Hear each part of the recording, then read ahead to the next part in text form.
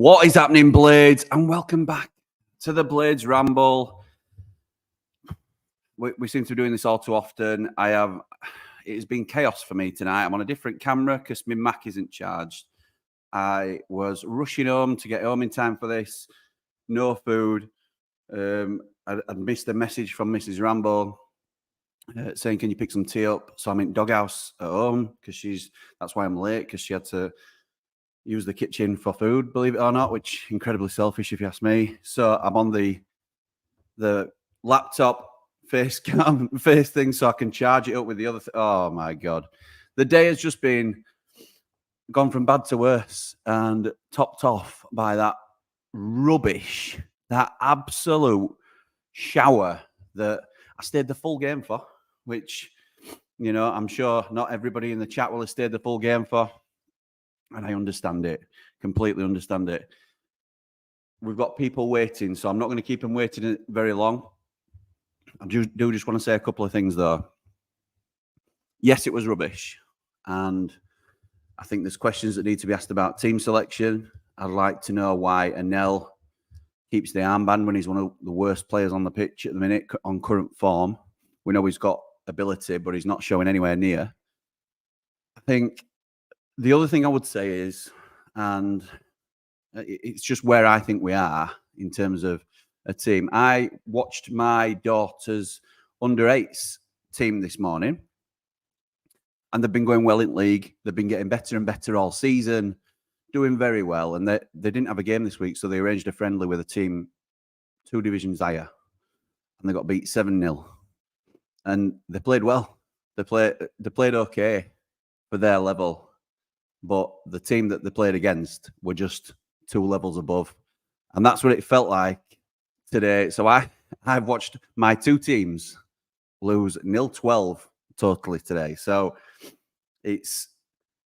we are not good enough for this level. The players are not good enough. I've seen calls online for, you know, a more ambitious owner. I think everybody is in agreement that we haven't got the financial backing to thrive at this level, or even looking like survive at this level. So the thing I have to sort of pull back on is, and I had asked my dad to check this while I was driving back, so he was checking figures for me. It's not necessarily, and I'm just going to throw this out there, and it can be something that we talk about. We've got 8 people waiting now, so thank you everybody for joining, which means a couple of you will have to wait a little while. But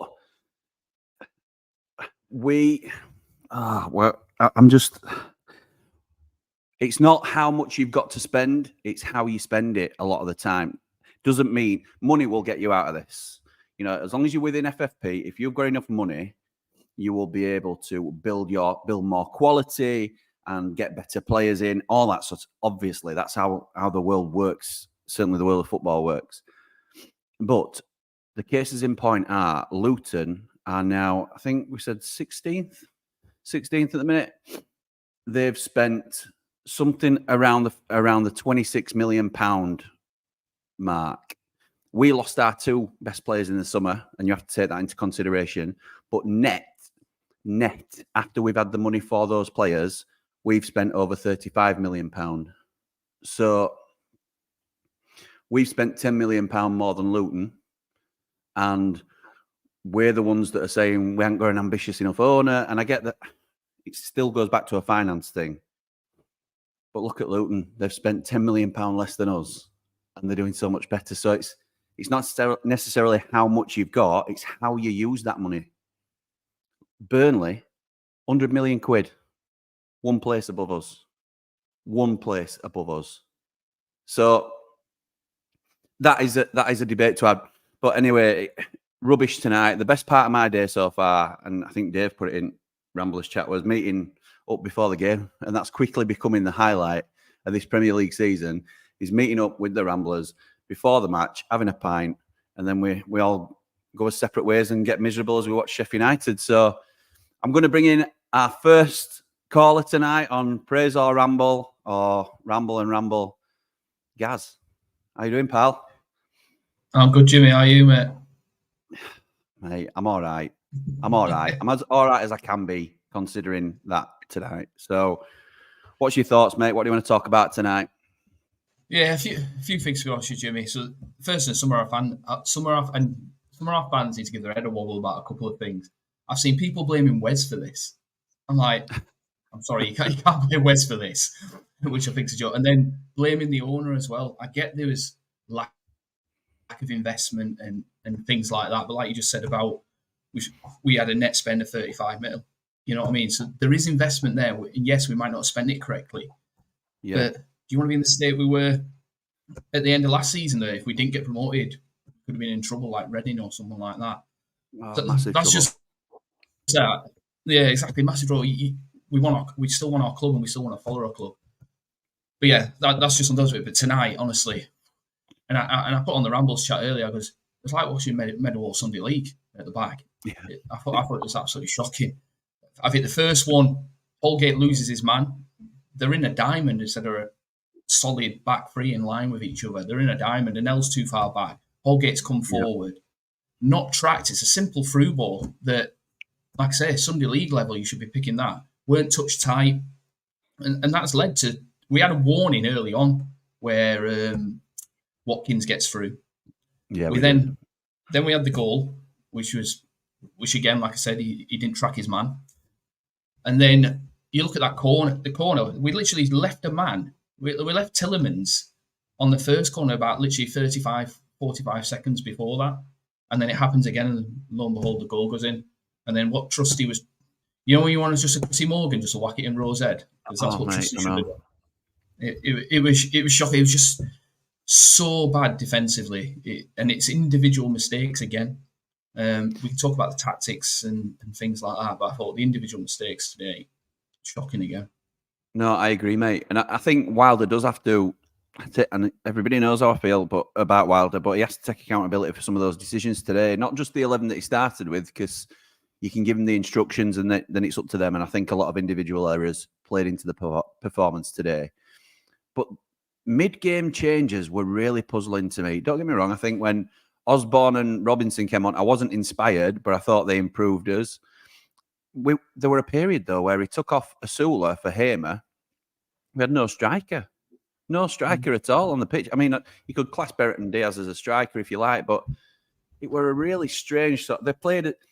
Brereton Diaz and McAtee, when Asula went off, played as like 2 10s on their own with no man to support. It was as if it was damage limitation at that point for me. And I agree with you. I think when you bring in Osborne and Robinson on, let's be honest, you're either trying to hold on to a lead or it's damage limitation. And how he's dropped Robbo, I generally don't know. Best defender we've had all year, and Nell's struggling at like hell. Because let's be honest, that's starting and everyone's gone about the flat going to a 5. It worked at Villa Park, and I know we're at home, but these are a top class side. They're a top 4 side. I don't think going to a 5 when it worked at Villa Park was a bad move, to be honest with you. Maybe he shouldn't have been as open in the middle.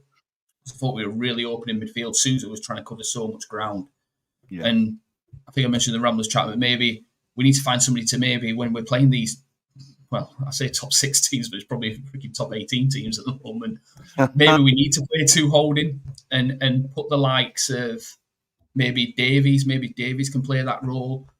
And have a look at that. But the big one, and I open this one up to you, Jimmy, a little bit, and I don't know if you've seen it in the chat, is we're lacking leaders on that field of play at the moment, I think. Absolutely.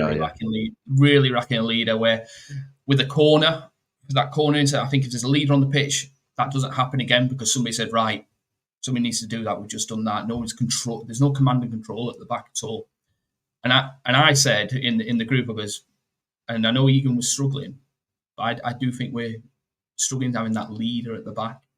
I really do. And I'm wondering, do we lose in that manner if we've got a leader on the pitch, the likes of an Egan? I agree completely in terms of needing a leader. It's something that me and my dad were talking about on transfer special that we did. The concerning thing my dad that mentioned it today, I thought he turned to me and he said, when we lost 8-0 to Newcastle, I turned to him and I said, this won't happen under Wilder. And when we got to 5, he turned to me and he was like, I thought this won't happen under Wilder. I ain't got an answer for you. I have not got an answer for it because Chris Wilder's teams don't get turned over like, or certainly not that we've seen. Very, very rarely does it happen. I do think he's picked up an absolute mess, if I'm honest, with a really unbalanced squad that isn't good enough for the level. And there's a few bits that we could pick up on. It's just been abysmal today, mate. I don't know where we go from here. That's the concern. So. Leader, somebody needs to take control on that pitch. I don't think Anel's the right captain. Blatantly, honestly, I don't. We can't bring anyone else in though now. There's no more wingers, so it's got to be somebody existing, hasn't it, in the squad that takes the armband. No, I agree there. Yeah, it's got to be somebody existing, but somebody needs to step up and literally lead this team, and it's got to be somebody that's in that dressing room, obviously now. And whether that's a Sousa, anyone, somebody needs to step up and open it up. Before I let you go, then, Gaz, if you're stripping Anel of the captaincy, which is a big call, because obviously it could affect his morale. It's not going to affect his performances because it can't get much worse. But who do you give the armband to? Normally, I'd say Georgie Bulldog, but he's injured, so I'd probably go Robbo. I would probably go Robbo. Always likes to stick it in, always works hard. Yeah, Robbo for me. Good call. Thank you, mate. Really appreciate you coming on. And we'll get to our next caller. But thanks a lot, pal, and I'll speak to you soon. Speak to you soon, pal. Cheers, mate. To that, mate. Straight in to RJH. How's it going, pal? You all right, Robbie, mate? Yo. I'm all right. Sorry. I'm all right, considering. I'm all right. What do you want to talk about tonight, mate? It's just the performance. I think today, I've been watching live from home today. I should have been working, but to be fair, I managed to get the day off. To be fair, the performance today is just abysmal. The first 3 goals were in 20 minutes. One of the most shocking defensive areas. I can't word it properly. It's all right, mate. Yeah, I'm with you. One of the most shocking defensive performances we've seen, individually and collectively, I think, for a long time. I know that Gaz rightly picked up on Holgate's error for the first, but I personally didn't think he did too badly for the rest of the game. I don't know how you feel. Obviously, none of the players covered themselves in glory, but from where we were, I could hear him talking to people, trying to organise them, trying to take on a little bit of that leadership role. He doesn't appear to be that character as like captain material, but at least it looked like he cared. What did you think to Holgate's first game in a Blades shirt? In a way, I think he did okay. I think his positioning could do with some improvement, especially when he's playing right centre back. Yeah, that's fair. Which is obviously the Basham role. I don't think he's made for the overlapping. Even if he did try to do it today, I think Holgate realistically would do well in a back 4. I think he's played mostly in a back 4 system with Everton when I've seen him in the past, and maybe with West Brom, and I think I saw him with Southampton earlier this season, I think, as well. So I think realistically playing in the right centre-back role, along with either Robbo or Anel in a back 4 with Trusty at left-back, it works better. I have to admit, the 3 at the back for Sheffield United, it's dead. It's over and done with. We're not performing as well as we used to, like we did in the early days of Chris Wilder. Yeah, I don't know. I honestly don't know. I think we're better suited as a squad to a 3 in the back at the back, but I get what you're saying because it's not really worked for us whenever we've tried it. I don't know whether I'm being harsh on just a couple of bad performances, but Trusty's really let us down, I think, in the last couple of games. I really like Reece Norrington-Davies. So I don't know, with Anel's shocking performances recently, I don't know if I'd consider a back 4 of Bogle. Hopefully Baldock's back soon. But Holgate, Robinson, and Reece Norrington-Davies now, maybe. I think what we've got to do is keep half an eye on where we're going to be next season and what team we're going to be playing. So I do think we are going to have a full revamp. I could see. Also, we saw the likes of John Fleck leaving to go to Blackburn on deadline day, which was actually quite a shock. I wasn't expecting that at all. I don't think any of us were. But you're seeing the likes of Andre Brooks coming into his role now, and you know, he's a player that can play the left centre back, not left centre back, sorry, the left centre mid role as well as the left wing back role.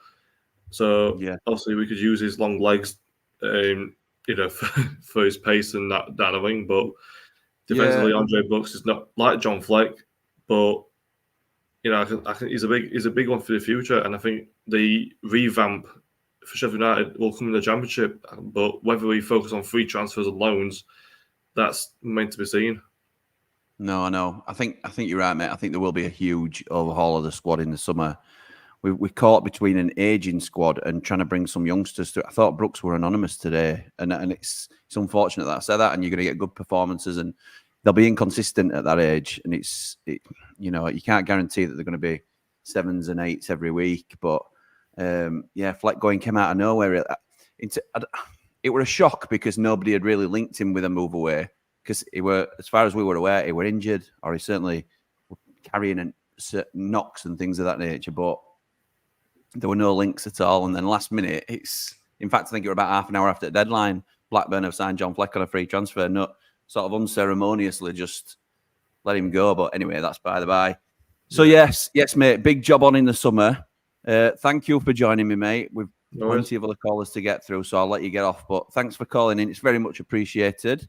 Cheers, and I'll speak to you soon. All right, mate. See you in a bit. See that, mate. Next up, we've got not just Dave Leary, but Dave. Oh, no. I moved. Dave and Aaron. How's it going? Hello. Good. Hey, Aaron. How you doing? Good, thanks. You're doing good. What did you think to that rubbish today, Aaron? Very bad. Very bad. Very bad. I agree, mate. I agree. Dave, I will get to you very shortly, pal, but I'm more interested to hear what Aaron's got to say in terms of what do we do now, Aaron? What do we do? What do we need? Who do we sign? Who do we play that we're not playing? Who do we drop that's already in the team that we don't like? What's your thoughts, mate? I think we need to get rid of a couple of players and maybe use some of that money to save up for a player, maybe for a certain position. Why do you think we need them? Everywhere. Everywhere. That kid knows his stuff. Well done, Aaron. Well done, mate. Dave, what were your thoughts on game today, pal? Well, two caveats. First one is because of someone who had to leave at 65 minutes. Okay. Because he was very happy where he had enough at that point. Second one is that Wilde was taking a lot of responsibility for it. But the selection and setup today was just really, really strange for me. I didn't understand the midfield. I thought we looked totally lost with Vinny and Andre Brooks there. Brooks just didn't seem to know what he was doing. Amount of times I looked over at the defence and Trusty seemed like the spare man. Yeah. RMB was drifting inside. They were leaving their winger on the outside of him. And Trusty's just stood there and he's looking around and he keeps pointing at people, but he's not got a single one of their players within about 15 yards of him. And we're 4-0 down and we've got a spare man in defence. It was bizarre. I thought at half-time, I said when Hamer came on, this is Wilder saying, don't let any more in. Yeah. And then we did. And the fifth one is, it's the worst of the lot, I think. It's just a real bad day, but I haven't watched it back, mate. I can't yet. There'll come a time where I can, but he's free in the box on his own. There's no one near him. There's no Bogle near him. Holgate's nowhere to be seen. There's just no one on the guy. But bigger picture, I think I'm seeing a lot of, full rebuild, new manager, sack Wilder, all this, that, the other. I think Wilder. Well, if we get into that, if we're going to go out, we'll get a new manager in the summer. I just see Slav 2.0. We don't come up with a plan till the summer. It's too late at that point. We've got no time to recruit, set a plan in motion, and we spend half a season struggling to get going. We don't get promoted again. Parachute payments drop. We've got no money, and it's just a rinse and repeat. So you need time to put a proper plan together.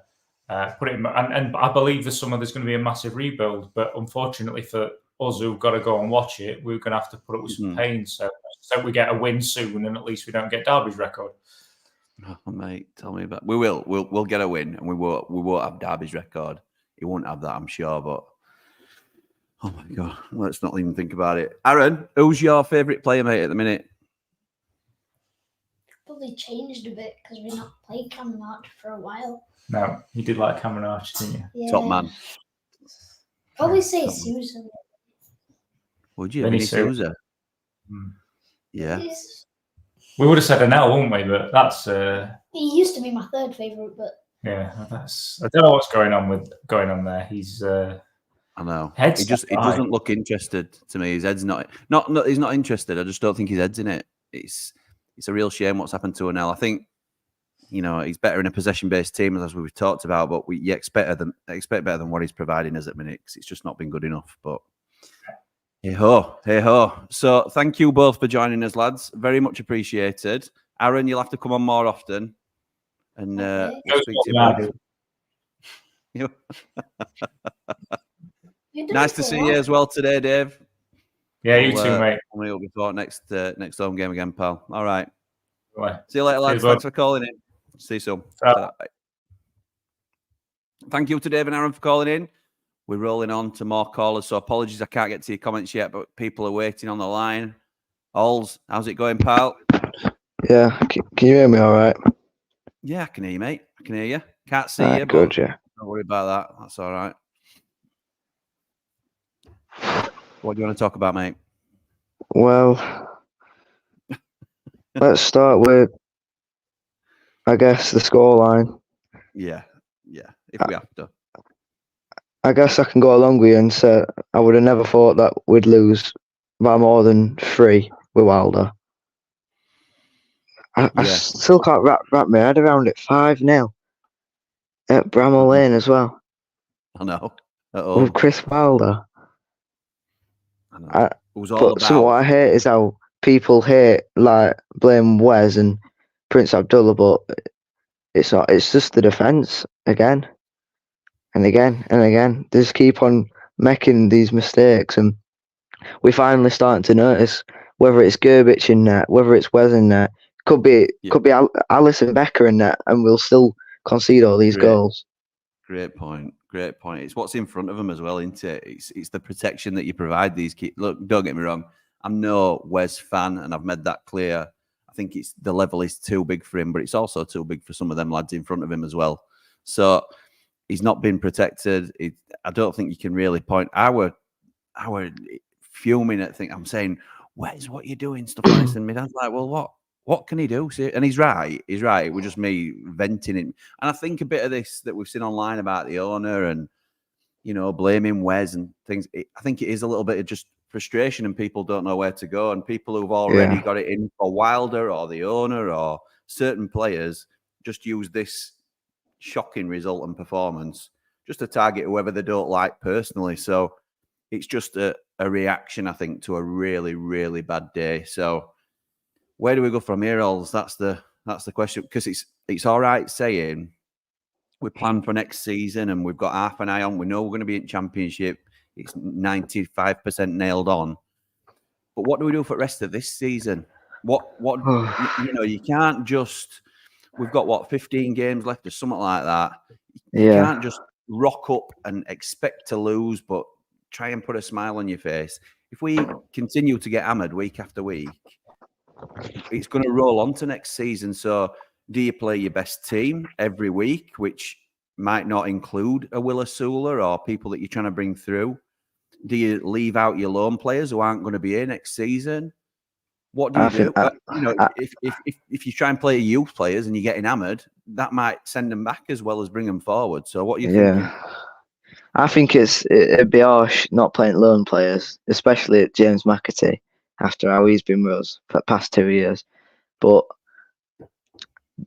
for the rest of the season, I think we should really. I'd be happy if we lost the next 15 games. We broke Derby's record, but as long as we fought as hard as we could, you know, put every single player got put 100% in, and to be honest, but to be honest, if they did do that, then we probably won't be in this situation, because all these players, they're not playing at the best at the minute. Because I'm telling you now, if they were, they'd be better than the Burnleys and your Lutons and possibly your Forests. Because trust me, if these players had a real kick up their arse and all that, then they'd actually be at the best. But just some of them aren't cutting it this season. And also, cutting back to last summer with Hecke, where his recruitment, getting players like Benny Traore and all that lot, when he should have been getting more experienced players, like how Luton got Ross Barkley, who's played with Chelsea, and then Andros Townsend, who's played with Palace before. Players like that, they've got Premier League experience. For us, the only ones with experience really is Ollie McBurney from when we went up last time, Jack Robinson, but he would just off at bench. Maybe not, I can't even remember if he played much, Jack Robinson, with defence at what we had. Basham, Egan, but they're injured. And then like Norwood, but they haven't got proper experience. Luton spent less money on Ryan Giles, Andros Townsend, and Ross Barkley than we spent on Larouci, Traore, and Slimani. And if you let that sink in, that's absolutely frightening. So I'm going to be honest. The money has been misspent rather than not been there. Do you know what I mean? I can't stand that Slimani. That Slimani, I think he were an awful signing. But to be fair, I think for the Premier League it were an awful signing, but for the Championship it could be alright. Larouci, I think at the start, I think he were appalling. I think he were worse than Max Lowe, and that's getting somewhere. But then I think under Wilder, like especially in Palace game, I think now that he's getting more game time, and I think and with Max Lowe being out for a lot longer, I think he's starting to find his feet a bit. And like he sent in that cross where Anel hit the crossbar, didn't he? When we had that chance against Palace, And then Luke Thomas. And then Luke Thomas, I know that we sent him back, but he were another awful recruitment. Honestly, I know this sounds ridiculous, but I think Hecke just looked at him and thought, oh yeah, he plays for Leicester, they're quite a good side, who are probably better than us, even though it's Championship. So if he plays for Leicester, then clearly he's a right player, isn't he? Sign him. But no. Anyway, no worries. I'm going to have to move on, Ols, but thanks for calling, pal. Yeah. And I'll speak to you soon. All right. See you later. Mate. Thanks to Ols. I'm going to invite Joe in now. Joe, how's it going, pal? Up the Blades season done. The tagline underneath. Oh, my word. Is it that bad? Yeah, man. Of course I can, mate, yeah. Yeah, honestly, mate, I don't know where to start. Like, it's just... My camera's not on. I've been ill all week. There's not a chance to put my face on camera, but that's all right, I've mate. sat at home watching it, and it's just... it's the defending that put me off completely today. It's just constantly out of position. Mate? What has happened to our defensive structure that we were so proud of, that we built our team around? What has happened to that base that we had? I mean, I know there's a couple of different personnel, but other than that, it's I don't get it. I don't get how we've gone from such a strong defense. I don't expect them to stay brilliant for ages and ages and ages, but we're woeful now. What's happened? I'm like someone said earlier, it's that leader. It's just not there, is it? Like that first season, you had the likes of Egan, Bash, O'Connell, and Baldock. Like that defence. I don't think they played together before. Obviously, Holgate hasn't. And the other two just look like they've never even met each other before. They're just out of position. Trusty to come with an header. Yeah. And they'll look like he weren't bothered.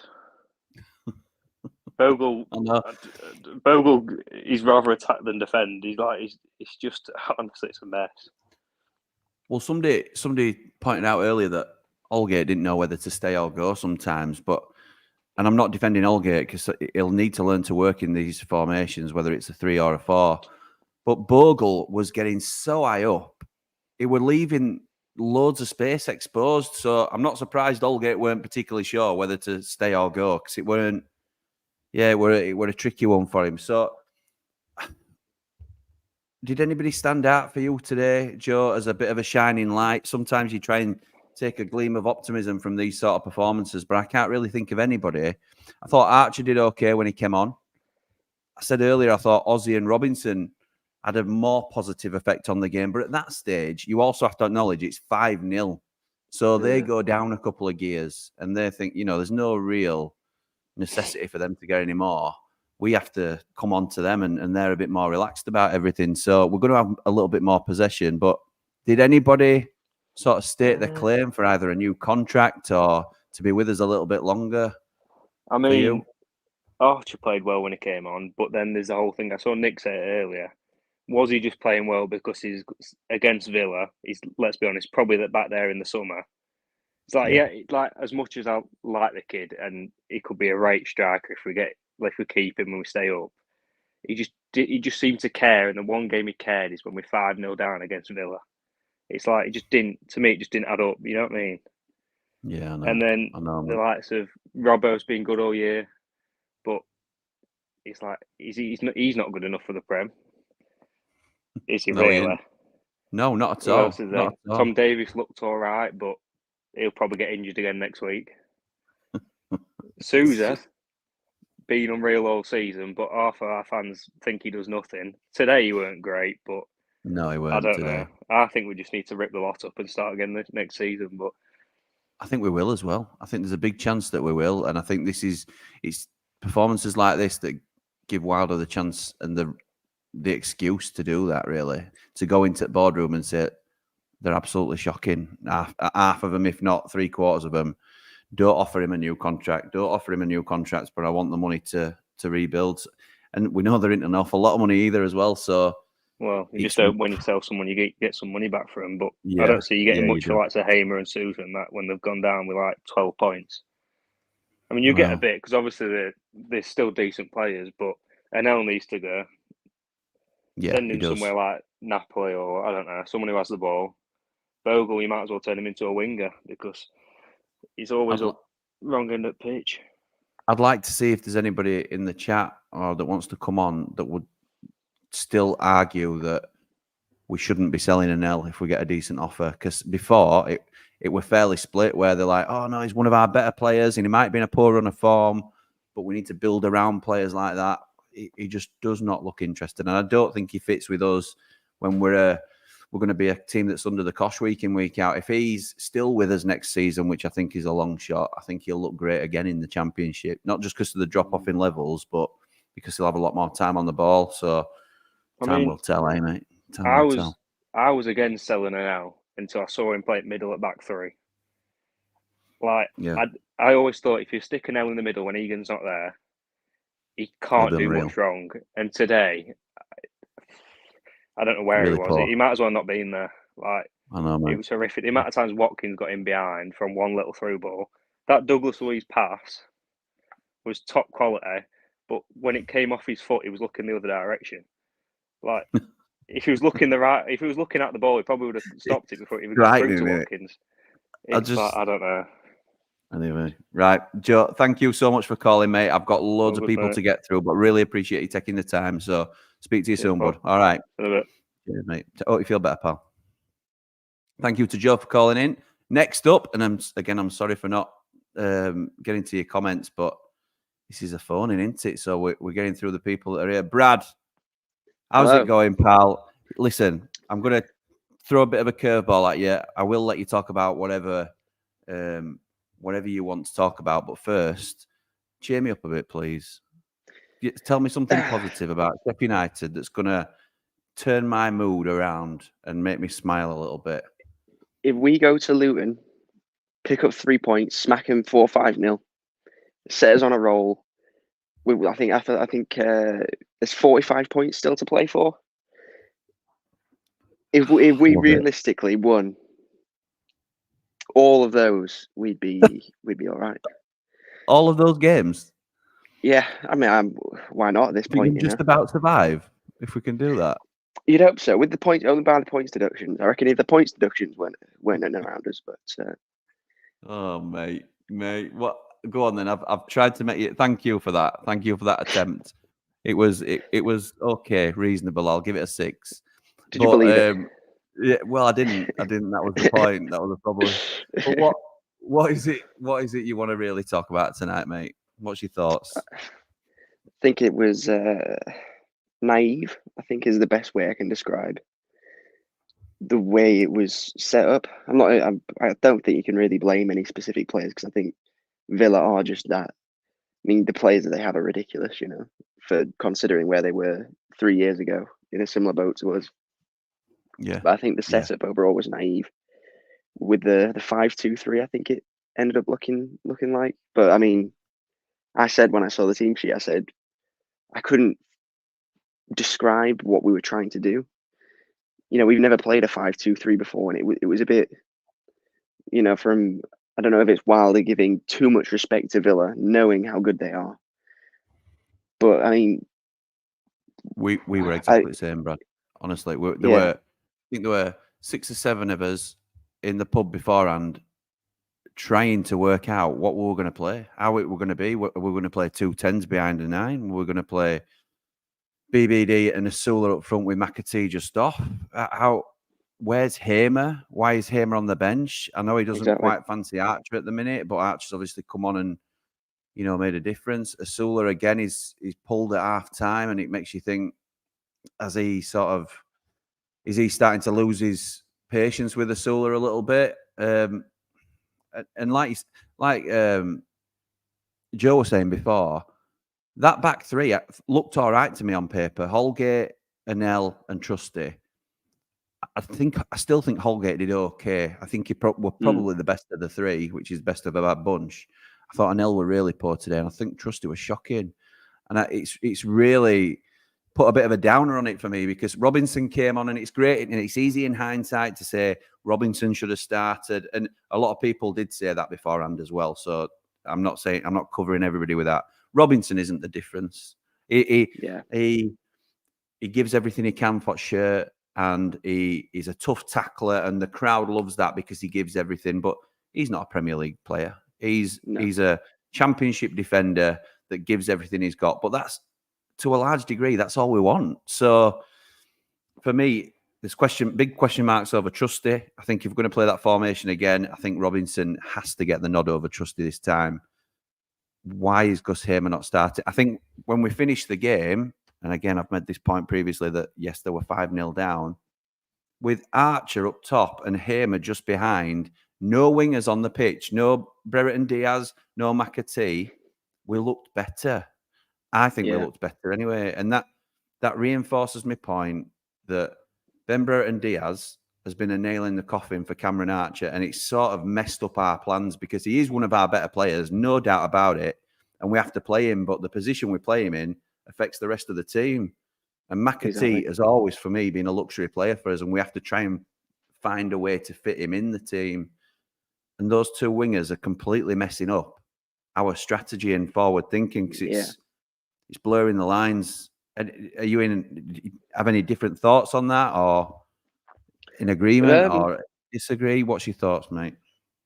So I agree along the same lines. If it's changed us, like with Hecky, we would never play a 3 up front with 2 wingers. It was the set 2, and then you'd play one that was playing off the balls of McBurney, or would try and sort of get the flick-ons or whatnot. That was our style. But as soon as we switched to the 4-3-3, I think we've looked better. If I'm honest, I think that was the one problem I had today. Was we were playing against a very good Villa side, and Wilder clearly still wanted to use a 3 up front.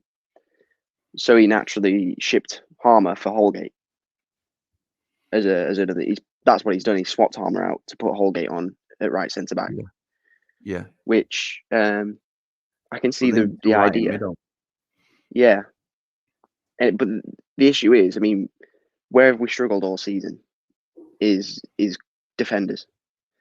Getting a set back line that will, all right, we're going to concede because it's the Premier League, but a set back line that is at least good enough for us to be competitive in games. I can't figure out why he's trying to start a back 5 when we clearly don't have the squad depth for even a back 4 to really be. Taking Harmer away adds not only no disrespect to Holgate, but he doesn't give us anything in terms of an attacking threat. He doesn't add anything as a. No, that's true. Obviously, I mean, you'd start him for the defensive presence, but we've shipped 5 goals with him starting. So why on earth we're not playing the 4-3-3 and thinking, all right, we might concede, but like with Palace, attack them and try and take the pressure off our defence. I mean, when we were watching it, there was just constant pressure on our back line. There was no way to transform it from defence to attack, because it's almost like they were expecting someone like Harmer to be there. I know. It was like the Alamo points. It was just unbelievable. So, Brad, I'm going to have to say thank you for calling and move on, but thank you very much, mate, and I'll speak to you soon. All right. Cheers, mate. See ya. Cheers, buddy. See you soon. I can't believe I'm going to actually say this, but with that many people waiting, I can't take any more, unless you're on the line already waiting to be answered, which there's a few already are. And thank you for this, because I never thought we'd be at a point where I'm going to have to ask people to not join in for the online calling. But I want to give everybody a fair crack of the whip, and we'll be here all night if people keep spilling in the way they do. But it's been brilliant. So, Ollie, you're next up, pal. What is it you want to talk about? We are a shambles is the tagline. We absolutely are. I don't think you're wrong, mate. I don't think you're wrong at the minute. That certainly was this afternoon. Well, I first want to talk about Paul Heckingbottom, and it might be me being a bit biased, but I do like the man. And I think if he were in charge today, and that was the scoreline, he would get so much stick. But because it's Chris Wilder, they don't get as much stick. Okay. Right. So my right to reply on that will be, that's very fair in terms of if it was Hecky in charge and we'd have lost 5-0 again, which happened, more than once under Hecky, and more than that, Hecky would rightly be getting stick. I would counter that, mate, with these Wilder's players, and he's trying to make, the best of a bad bunch.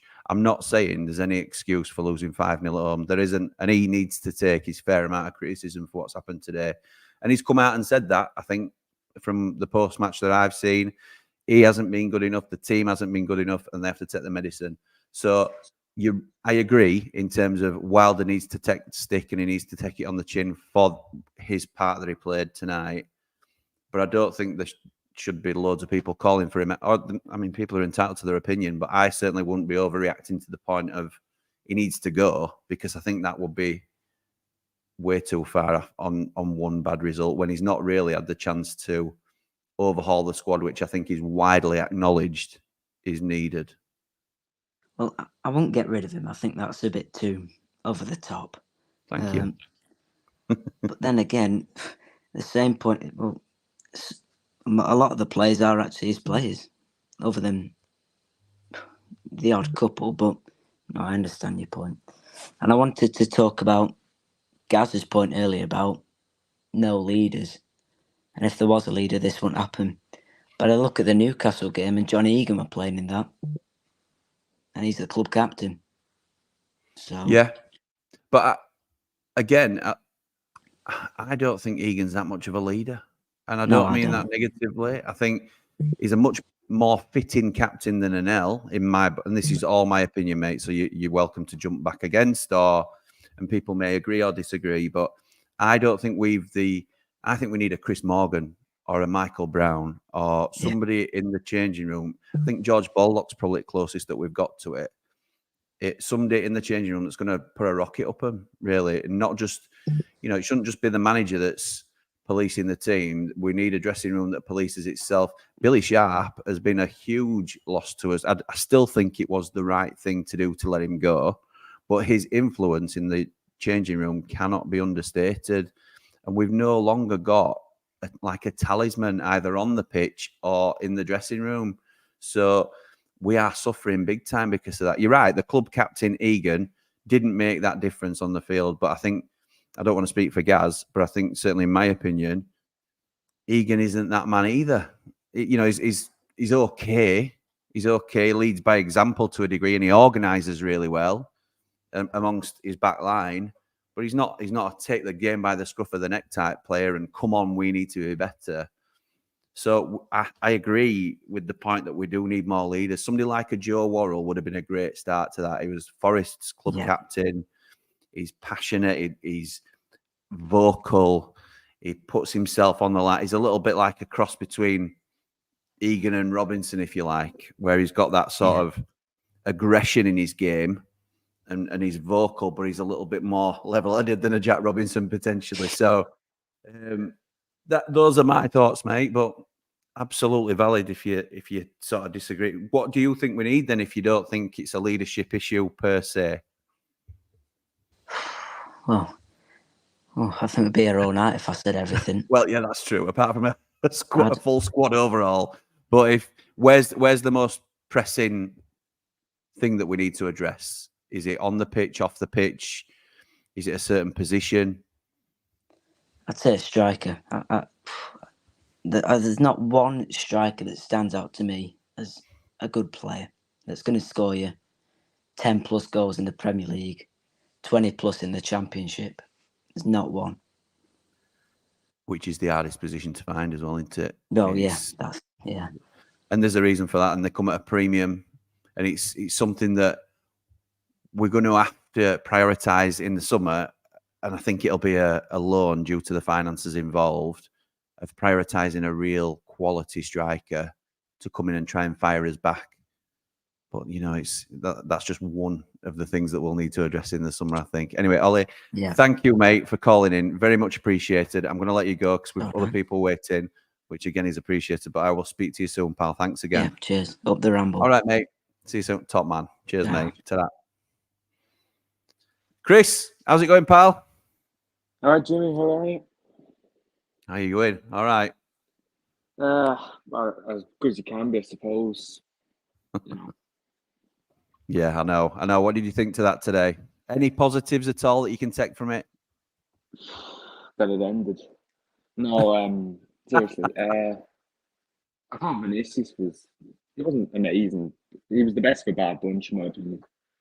It's good that the goal got disallowed because I love him. But no, we were embarrassing. That's it. Simple. I thought Wilder got it wrong with playing two in midfield because Brooks is only young. I think it was harsh on him because Vinny sits back. Vinny's he gets the ball, two touch, moves it on kind of thing. Brooks is your only other midfielder. We're always going to get overrun. We've been getting overrun, even playing more midfielders. So I thought playing two in midfield was like high risk, high reward, and it didn't pay off at all. Completely agree with that. I didn't understand the body less in midfield.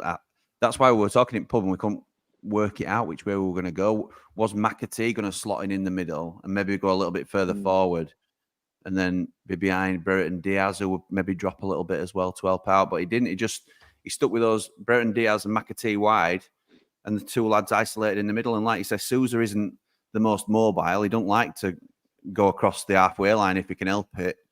And it leaves Brooks a little bit lost. And I think we got completely overrun in midfield. Leaves the defence exposed, particularly when we're trying to hold a high line, which I thought was another mistake. Why are we holding such a high line against somebody with the pace of an Ollie Watkins and Bailey, they can all just, which they did, run beyond us. It were just, I don't think the problem is, and this is just my opinion, I think one of the main problems is he doesn't know his best team at the minute.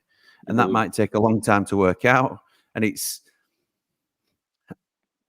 think he's trying to get Brereton Diaz and McAtee in the side, but shore up the defence. And he went like half in on each this time. So you played your two wingers, but you can't then play five at back because you're only going to have two in midfield. So it were perplexing. And I think he's held his hands up, as I say, to that. But what do you think do you think winger? It confuses me, Chris, that we're playing with these two wingers, Brereton Diaz and McAtee, with nobody underneath them to come in and replace them. Like there's no sort of forward thinking as to who comes in after they leave the club. So I don't think we'll play with that position going forward unless there's some major bodies coming in the summer. Why aren't we just, if you look to how we finished the game with no Brereton Diaz, no McAtee, Archer with Hamer just behind, I thought we played an awful lot better. I don't know if you felt the same, but why aren't we focusing on a formation that'll take us forward, that we're going to be working with, longer term, have a bit less than a tomorrow strategy and think maybe next week? I don't know. Yeah, it's just kind of tunnel vision at the moment because what Yeah. we've been doing is we've been starting with the kind of 4-3-3 kind of thing, McAtee and Diaz out wide. Diaz comes off after about 55 minutes, an hour, and then it's a completely different system, regardless of whether we could be winning. We were winning against Palace at some point anyway, not when Diaz came off, but we were winning and it was going okay attacking wise with the 4-3-3. Obviously, we weren't defending very well. We just had to change it up entirely. So it could be working, but once one of our wingers has to come off, we have to change the system. We don't have two wingers, or we don't have a spare winger. It's really short term. It is. Man, it's not great. And then Archer gets shoved on the left wing, not his best position, and to the outside. Certainly where I'm from, everyone just thinks he's just some useless winger. I know. It's balmy, mate. It's balmy, and there's so much to do in the summer, and I don't know. Yeah, it's just another tough one to take into. But Chris, thank you for calling in, mate. I've got other people waiting on the line, as I've had to say to most people. But thank you, mate. I really appreciate it, and I'll speak to you soon. Thanks, mate. Okay, mate. See you soon. Bri, you're up next. I can see you, mate. Hey, Jimmy. How's it going, pal? How you doing, mate? Well, I think I need some therapy. Well, I were hoping people would be giving me that tonight. Because we know how it is. Yeah, I do. I take these things personally. My God, man.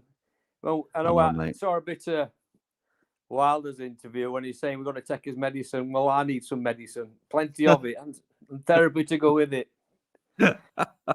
Dear me. Mate, what was that? It's very hard not to come on and try not to overreact, and try and think about it. But it's hard, isn't it? When we were in TP earlier on, we were discussing, team and playing 5 at back, but we just got completely overrun in midfield, didn't we? Brooksy was just isolated on his own. Sousa don't get up and down pitch very far. You've got your 2 wide men, and they just played through us again, didn't they? And it was just like, well, I don't know. Too easy for them, weren't it? Hey, too easy for them. Yeah, absolutely, bang on. I'm thinking, where do we go from here? What do you do now, Bri? For rest of the season, I've asked this earlier, but for rest of the season, what does he do now? Should he be focusing on who's going to be here next year, or does he just? What does he do? What does he do, mate? What are you doing? Let's put it to bed to start with. We're going down. That's done with. We can forget about any points deductions for Newcastle, for Forest and Everton. Forget all that. It's not going to make any difference to where we're going to end up next season. But I think he's really got to have a good start now and have a good rethink on where we want to be and who he's going to keep, which players he's going to keep, who he's going to let go, and start the rebuild now. I can't see any point in. I mean, they're all professional footballers. They're playing for careers, aren't they?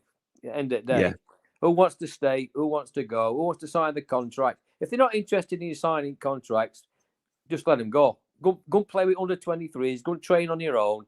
You're not playing if you don't want to sign contracts, and just concentrate on hardcore who want to stay and give it all for Blades. And that's one of the few silver linings for me is that these players that we thought were indispensable and we can't lose them. We can't lose a John Egan or we can't lose a Sunday or whoever it might be. Nobody has stood up and said, there's no way you can lose me for free in summer. You need to sign me up for a None of them have done that. None of them have made themselves indispensable because they haven't been good enough, any of them. So no matter who walks out in the summer, those that are out of contract, I think it's a shame that we wouldn't get the monetary value for them, obviously.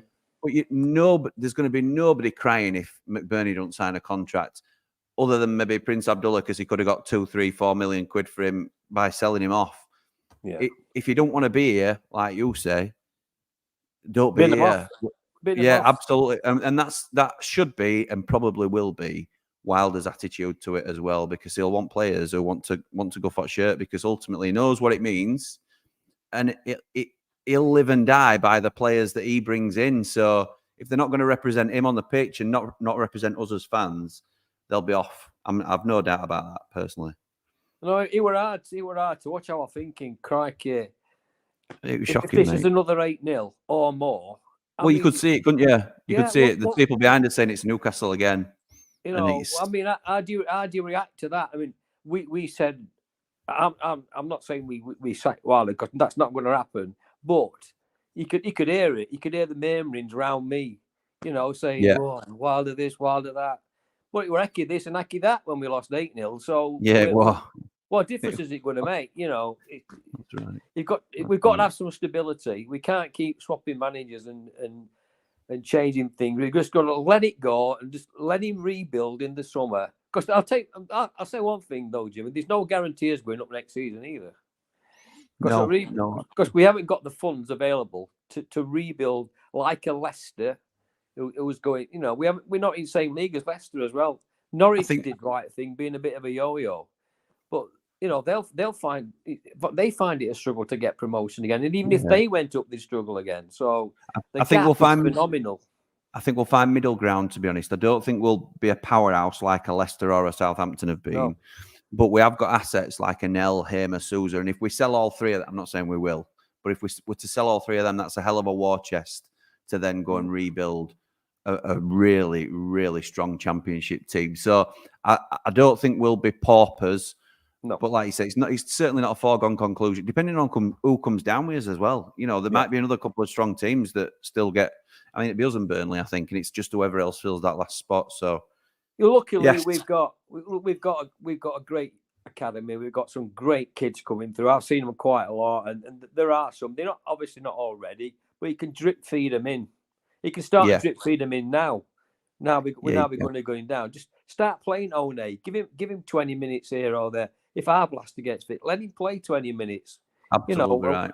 Just learn, just drip feed him in now. Get him that experience for next season. And one or two have gone out on loan as well. That'll help them. So now's a good opportunity to start the rebuild now, and let everybody accept. Even if we lose, we're going to lose a lot more anyway. Now it's obvious, but it doesn't matter if we all accept it as a fan base. What's going to happen, and take it on chin and just watch these kids develop along with the rest of them. It could be a lot, holds in a far better stead than keep watching that dross that we had to put up with today. Spot on, Bright. Thank you very much for your contribution, pal. I'm going to let you go, but have a great holiday, and I will speak to you soon. All right, mate. I'm looking forward to it. I'll see you soon. You will. Cheers, pal. See you after. Take care. Thank you, Bright. Next up, the Man Mountain. Sorry, mate. You've been waiting a while, haven't you? Yeah, you're all right, pal. It's all right. Some queue tonight that you're in. There's still three good, behind you. Considering where we were a couple of weeks ago, it's encouraging, pal. Yeah, very good. Yeah, very good. It's great that people want to talk in it, but how are you feeling, bud? How are you feeling after that? Well, I feel lucky today because as we'd spoken earlier about, just on the messages, I didn't have to watch the game today, so I just had to see the scores. But my son asking me every 10 minutes, "What's the score now, Dad?" And it's that's the only disappointing thing about today, where when he was like, "What is it now, Dad? What is it now? Say it's not anymore." And I'm like, well, you know, thankfully it didn't go 5, 6, 7, 8 because we did put on the chat that would Wilder allow that to happen at 4-0 down at half time. So he did it. He didn't let that happen. But yeah, like you say, they probably took the foot off the gas, and so really, I'm here to talk about the big picture as opposed to the match today. And I think we all need to dust ourselves off and get over it because we knew it were men against boys before we started, and that's what it proved to be.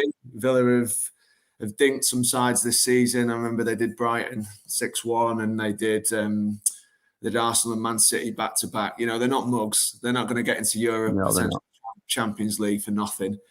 And yeah, when I've seen the goals back, men against boys sums it up, don't they? They look more powerful. They look more like they're equipped for this division, and thinking that we could have had Ollie Watkins at some point makes me a little bit sick. I just feel like there's a few things I got to say. I thought Brian was spot on, by the way, on the contracts thing. I think he's hit the nail right on the head. I absolutely love that idea that if people are fannying about and not interested in signing for us and don't want to wear the shirt, they can sod off as far as I'm concerned. And we should start again with the bright youth prospects that we've got. I think that's where Wilder were going with his little jab at Wes, personally. I think that were exactly what I mean. I've got 3 goalkeepers that are out of contract, so I've brought somebody in. If you're not going to sign it, that's what's going to happen. So I like that mentality, and I think we should take it on more of our players, like you say. I've got to feel sorry for Holgate. I think he's been chucked in at the deep end. I think he's looked at their forward line and gone, Robinson's going to get his pants pulled down for pace this afternoon. I'm going to put him in because he's got a yard of pace. But if you're not pressuring the ball in midfield, a high line is literally suicide against good players. So correct. It's exactly what we got. Exactly what we deserved. I have to say, I feel sorry for the supporters who had to go and witness that today, and I also feel like saying well done to those that stuck it out, because thank you.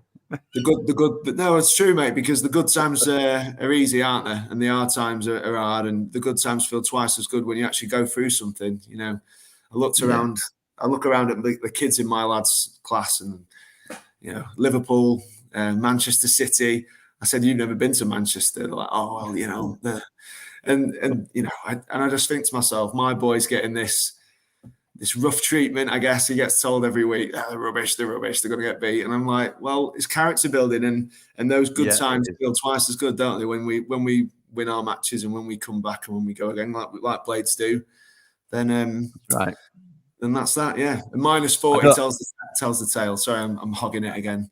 No, mate, that's what you're here for. I want to hear from you, but I agree with all that. I think it's important that I don't blame anybody that left early, because everybody pays their own money and they can do whatever they like with a choice. But I like to clap the players off, whether as long as I feel like they've given a modicum of effort. I want to clap the players off, and I think they did give effort today. They're just not good enough, and that's so when they came round and we clapped them back, but because it's not for we out the want of trying, it's because they're not capable of hanging with these, like you say, men against boys levels. That's what it is. They are levels above us because they've spent 500 million quid more than us on their team, and that's just where we are. Unfortunately, we're not good enough for the Premier League. Hopefully, we're too good for the Championship. And then go on. I have to volley a counter there because I did watch the Luton match. Okay. And I know that they're the mirror that we have to stare at because of what they've spent and how they've gone about it. And I think that it's recruitment that has ultimately killed this season. Absolutely, it is. Absolutely, it is. Mate, I was banging on about it in the group, and I've banged this drum before about mate. I was saying one night about physicality, and I was speaking about Bournemouth, I was speaking about Brighton, and I watched Luton. They are proper athletes, and I mean up and down. I watched that Ogbenny burn past somebody in like they didn't exist earlier today. And I said, we haven't got anyone who can do that. We haven't got anyone who can do that. Adebayo, who looked like a cart horse 2 or 3 years ago, they've turned him into a proper machine of a striker. Somehow, how they've done it. I mean, but I think the problem we've got is when I'll leave Archer and Hamer, probably our two technically, and even McAtee are technically gifted players, right? They're not athletes. They're not athletes. Any of them, they're lovely to look at when they're stroking balls around and skinning somebody. But 1v1 against half that lot, they've not got prayer. Do you know what I mean? They're not going to pull away from somebody, are they? They're not going to get away from a Kurt Zuma or somebody else with a lot of pace. Another athlete that they're up against. You're right. Not a chance. Like Van der Ven, I watched him for Spurs. Good Lord. We'd have to beat him 6 times to even get a shot away because he's so quick and his recovery is so good. I just feel like we're run out to dry. We're like a set of 10-year-olds playing against a set of 16-year-olds. That's what it looks like. Honestly, those goals today were a joke that I saw. Like we are just giving away muscle, strength, that pace over 5 yards, was second to everything, closing down the one on the edge of the box. I was like, we are slow out to them. We are farts in a trance, mate. Honestly, I love your honesty, mate. But if I can't rely on our platinum ramblers coming on and cheering me up, then I've no chance have I tonight. It's just, mate. I mean, but look at the recruitment. Right, what's the best we can hope for? So what did we say? All right. So if we lose an L for a packet full of money that he's not worth, we can get somebody for a third of the price in Joe Worrell, who's on the bench for Forest, who are going to arguably go down themselves. We can only recruit players that nobody else wants. That is the truth. At our level, that is the truth. Well, I was having this conversation with my dad, and I was saying and he sort of, I think he pushed back on it a little bit, but they're willing to sell Worrell to us because he's not really good enough for their 25. Never mind their 11. We've dropped that far down between the gap that we are now wanting players that other teams just want to discard completely. Holgate, Sean Dyche in an interview saying that's a really good financial deal for this club. For them to sell Holgate or loan Holgate to a relegation rival, they see him as low enough that he's not going to strengthen us. He's not going to make a difference to us. They have got so many better players than what Holgate offers them. And I just think it's a nightmare scenario. It just shows the gulf between where we've been and what the Premier League has now become. And it's a bit of a sickener, really, isn't it? Because you think, is this it? Is this what we're going to do? Is it, if we are fortunate enough to come up next year, which will take a hell of an effort, obviously, we know how difficult the Championship is, but is it another season like this? I know we're going to have a bit more money to spend because we've cleared the decks, but go on. I think the big question is, if our players know that we are not going to invest in more players, and I know if they get promoted, like a lot of us said this when we went up, what is in it for some of them? Because some of them know for a fact that they're not good enough for that level, and they know that they're going to get either pushed onto the bench or what is in it for those players to try and get promoted? Because they're either going to get look at the guys up front. We say it all the time. So we've got Archer, Diaz, and McAtee, who I don't fault their effort. I'm not saying they're unprofessional in any way, shape, or form. There's nothing riding on this season for them. This is just they're not taking a huge pay cut, are they? If we go down, like the rest of them are. No, you're right. That's true. But what's in it for our players? If we come up, what is it to get tanked every week and to get told you're not good enough? What's in it for Wes Foderingham?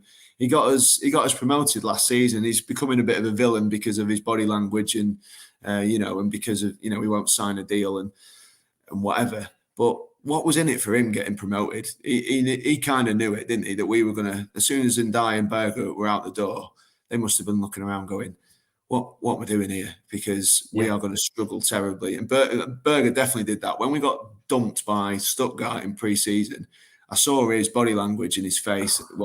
He was just like, we are going to get turned over week in, week out, and I'm not staying around for it.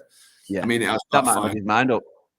Things like that, where we just get turned over so easily. 100%. And we could have gone for that striker. That Garissi, who looks like one of the best strikers in Europe now.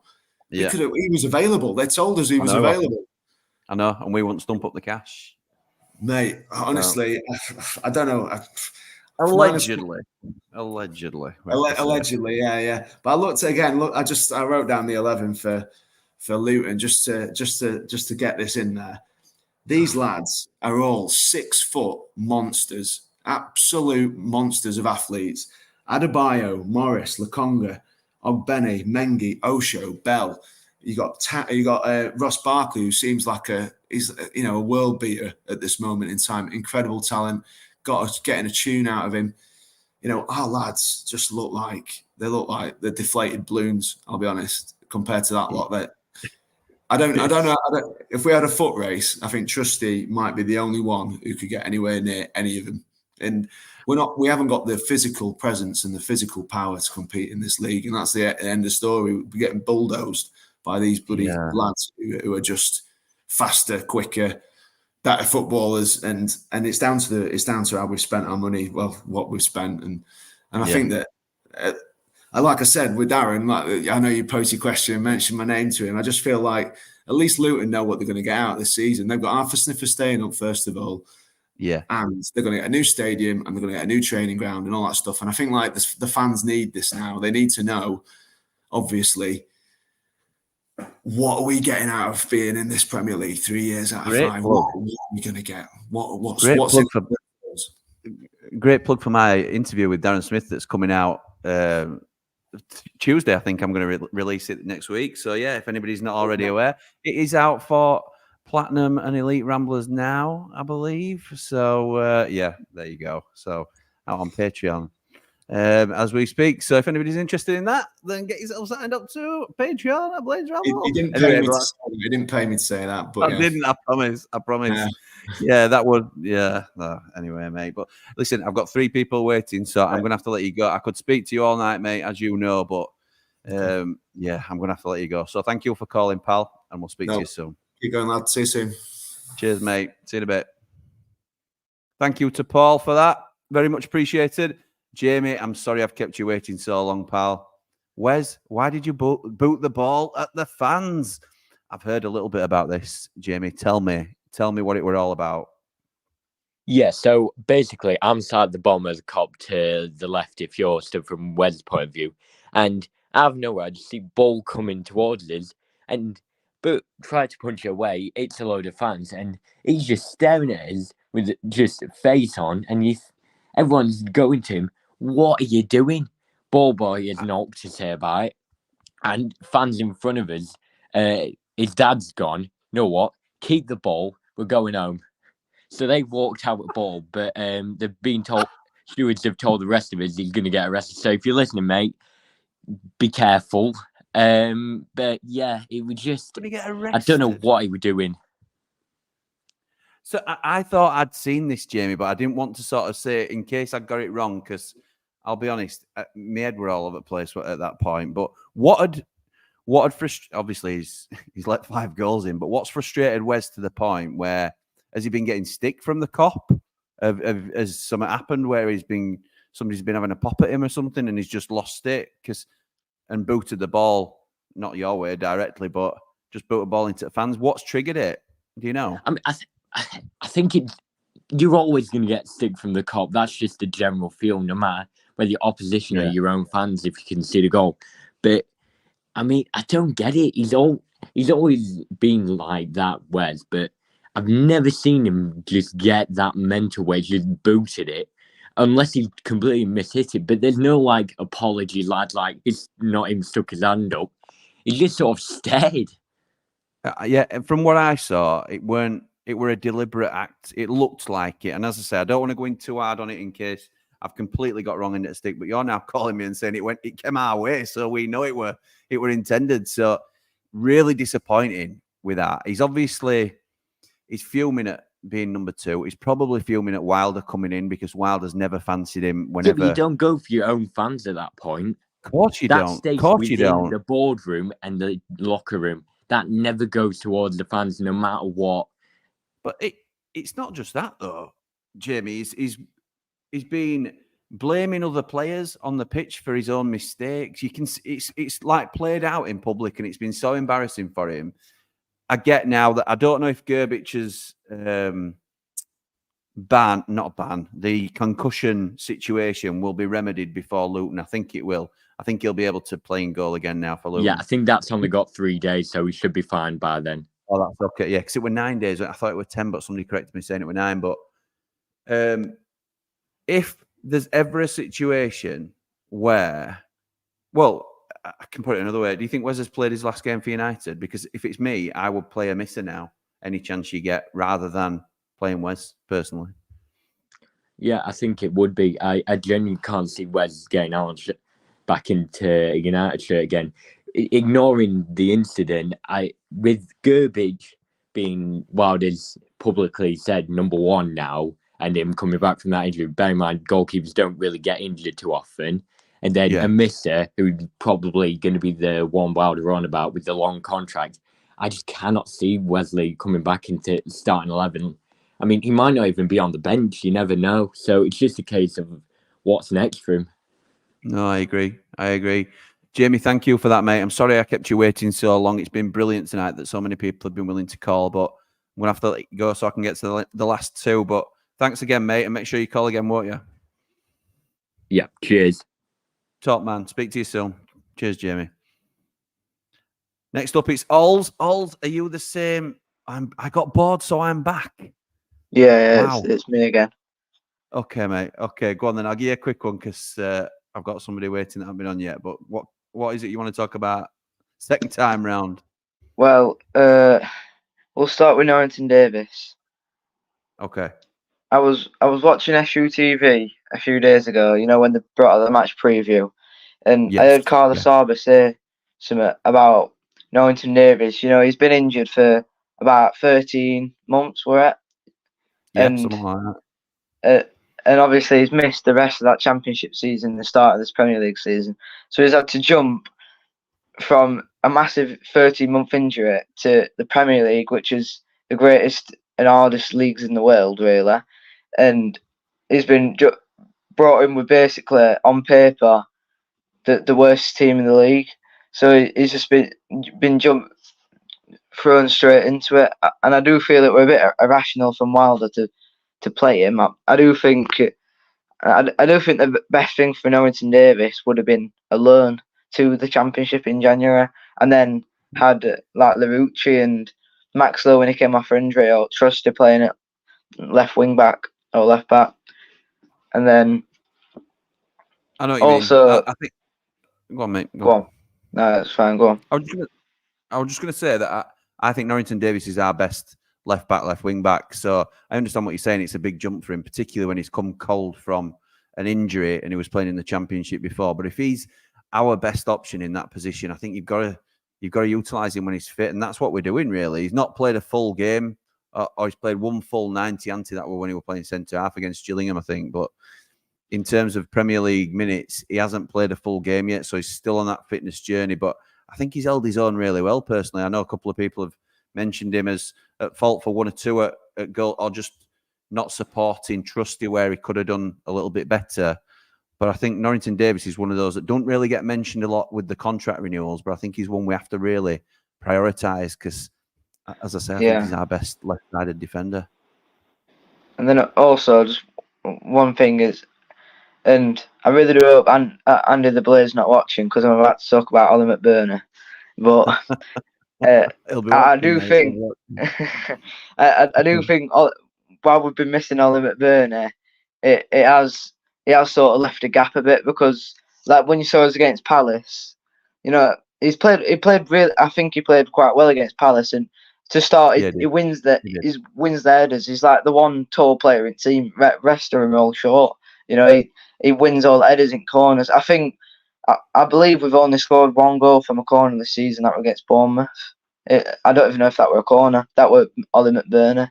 You know, so we have him for the set pieces, and then also having him as the number 9, which then gives more. Which then him, McAtee, and Brereton Diaz work quite well as well. And then something I don't get is McBurney being injured, but then not playing Archer from the start. I don't get that. I mean, Will Asula, I rate him a lot, definitely, but I do think Archer's been a bit mistreated these past couple of games, not been starting.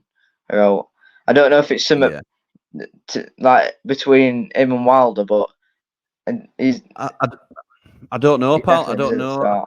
Yeah, I think he's wanted to give Asula a chance, and I'd like to think that that's the reason Asula's been getting the nod over Archer, rather than it being an issue with Archer. But by the same token, he's hooked Asula twice. I think at half-time twice. I know it's certainly been early in last couple of games. It were half-time today. So Asula's clearly not impressing him that much, and maybe now Archer goes up the pecking order a little bit, particularly if McBurney's injured, and I think he did well today. I think he did well when he came on. So anyway, I'm going to have to let you go, Ols, because we've got one more call. I've been going an hour and 20 minutes. Yeah. Thank you very much, pal. And one last thing quickly. Mason Holgate, he's had 2 debuts this season, and on both of them he's conceded 5. So just Saw take that. that into account coming into Luton game. I saw that, mate. I saw that. Yeah, thank you. Yeah, I'll see you later. See you, Have a bud. good Ta-ra, night. mate. Yeah, See you you too. next Saturday or Sunday, whenever you next do it. I'll be on. Okay, mate. Nice one. Speak to you Right, soon. see ya. Cheers. Thank you all for your double appearance. Much appreciated. And our final caller of the night, Billy. How's it going, pal? Take a breath. Yeah, I'm not bad, mate. How are you? I'm good, thank you. Are you Billy from the Ramblers chat? I am, mate. Yeah, I am. Oh, nice, mate. Nice. It's nice to know who I'm talking to. Yeah, Yeah, so good stuff. you're gonna get a characteristic blind optimism from me. Love that. Love that. Yeah, go for it, mate. Go for it. I'll Well, try and I fire just- through some super chats while you're talking. Not some super chats, some Ramblers chats while you're talking, because I'm over an hour behind. So you crack Yeah, on, mate. definitely. Yeah. Well, I just want to say, like, you know, we've seen it in the chat tonight and on social media. So many people saying Wilder out, Wilder this, Wilder that, Prince out. You know, people talking about organising protests, that kind of rubbish. Like, that's why I said take a breath. I just want us to all just have a little breather, have a little calm thought, try and collect our knees from being jerked forward, and just have a think about where we've come from.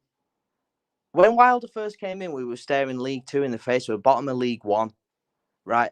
All right, we're shit at the moment. We're shit in the best league in the world, okay? Oh yeah, sorry, swearing. Sorry.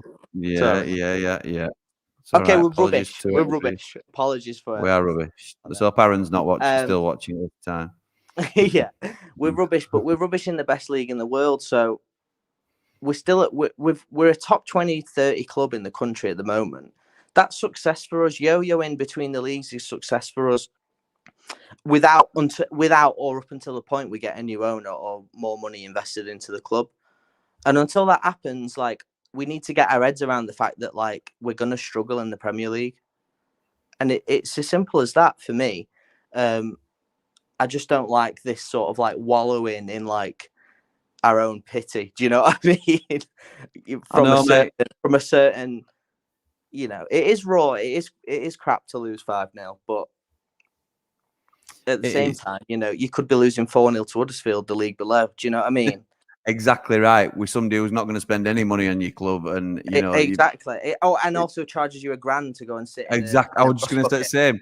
Do you know what I mean? Put prices up year on year and astronomical ticket prices and things like that. Exactly. So like, and I've had a few like bites back on social media about the owner. Like,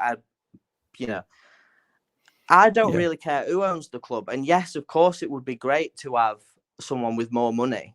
But like, until that changes, like, what are we going to do? Like, every week, are we just going to keep whinging about the fact that we don't have any money? Like, let's try and like keep a bit of perspective about where we've come from, what's going on at the club at the minute, and like Brian said earlier, what the future of the club looks like as well. Like, the academy is something to be super positive about. Brooks, Arblaster, all these players, Marsh, you know, there's that to look forward to as well. So that's why I keep coming back to it. I just want everyone to take a breath and try and end this on a bit of a positive note for you as well, Jimmy. Is, you know, just try and, you know, have a bit of a think about, there are, you know, it's rubbish to lose 5-0. I get that. But it will be all right. It'll be okay. Do you know what I mean? It's going to be fine. I agree. I love Billy. I can always rely on you, whether it's on here or in the group, to come on and spread some positivity, because, and it's not, that's how I try and approach things with United, because look, this season has been a shambles. People have said it in comments. It's been awful this year. But yeah, 100%. the worst thing that can happen and will happen is that we'll be relegated, and it's how we regroup then. You know, the only thing I would say to that is, like I've mentioned before to a few tonight, what do we do now, Bill, till end of the season? How do we manage this impending relegation without putting a huge black cloud over the club? What, you know, is it best to go with youth? Is it best to go with our best team?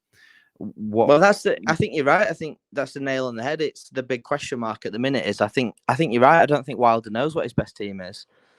and I don't think he's.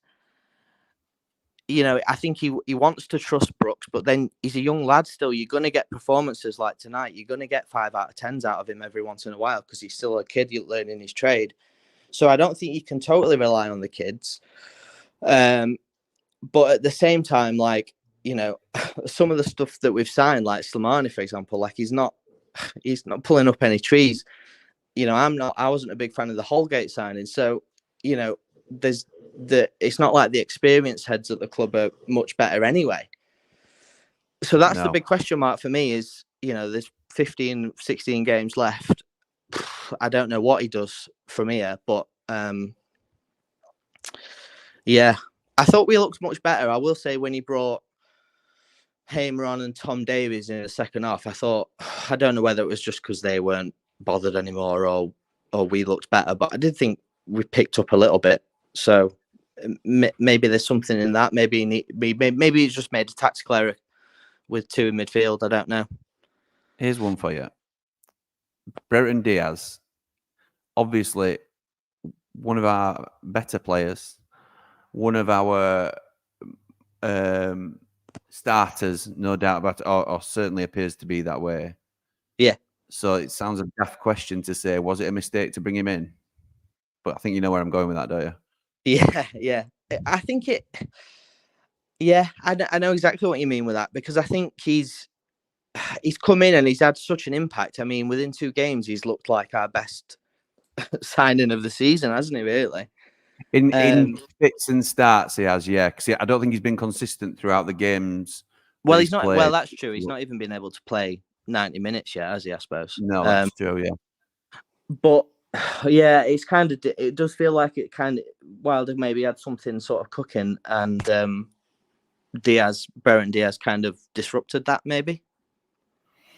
Yeah, and for those that aren't aware of what I'm talking about with Billy, it's Brereton Diaz forces us to play a certain way, so we lose that flexibility in the squad. We have to play with a wide left forward to get the most out of Brereton Diaz, which usually would mean we'd play with a wide right forward, which will be McAtee.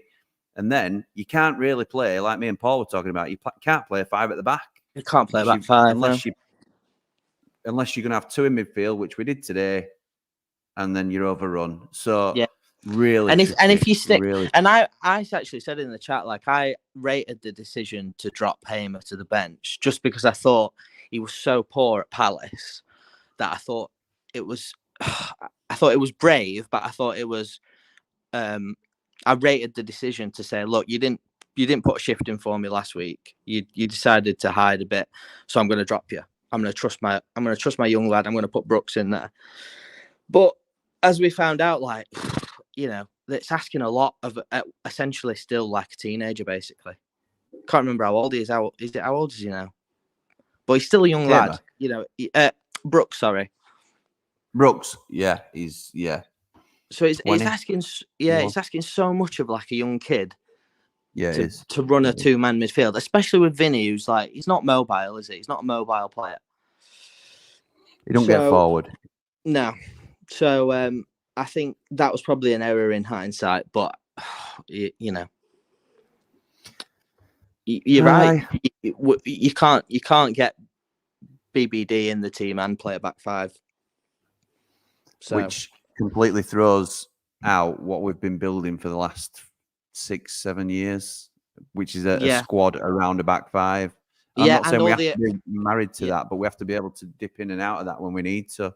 For me, and I mean, all the academies set up for that. Yeah, it is. All the lads have been taught that. So I think all this is leading to the summer being massive for the club. Huge, mate. Huge. It's Brereton Diaz will obviously go back. McAtee, Archer. So then we'll likely revert. Well, he'll certainly get the chance to put his own formation out there, but it'll have to be around what's at the club already and then what direction we want to go forward. So loads of work to do. Loads of work to do. Which is exciting or terrifying, depending how you look at it. But, for me, it's exciting. I think the best point you've made on this whole thing is how do we see the season out now with that in mind? because do you really want to do you want to settle on a team that are getting tonked 5-0 every week going into next season? Maybe that's not a smart idea. I don't know. Yeah, it's going to be really interesting, and I think it's going to be quite difficult to watch at times, like it was today. I'm really not looking forward to Luton, but we shall see what that brings. At the minute, I just think we're on the floor, aren't we? After today's performance, so yeah. Phil, thank you for calling, mate. I'm going to let you no go. worries. Up the Ramble, final top man, final caller of the night. So thank you to everybody that's called tonight, that continues to support us. I certainly wasn't expecting us to be this popular in terms of a type of show when we started it, but I love that. I'm going to have to put some more time aside going forward, because thank you, everybody, for your comments and your contributions. Always valued. We'll get as many of you on as we can. I'm a rambler, so beware of that. So I'll probably keep people on for a long period of time, longer than I need to. But thank you also to our sponsors, Action Coach Sheffield, B&B Auto Centre, and Triple Point Brewery, all of which we couldn't do what we do without you. Thank you to our Ramblers who keep the channel going. Thank you to everybody. I'm just very grateful tonight.